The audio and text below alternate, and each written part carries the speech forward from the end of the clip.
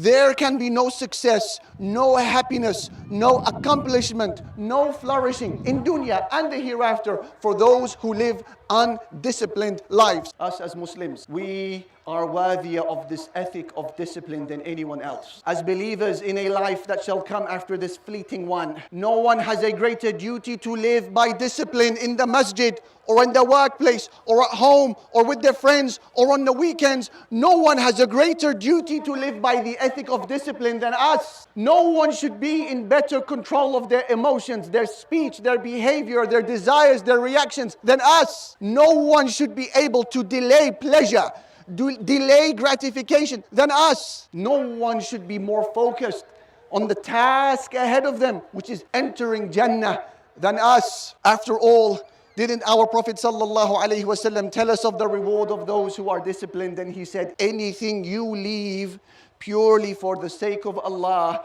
Allah will send you a replacement that is better than it. That is the outcome of discipline, choosing between what you want most and what you want now.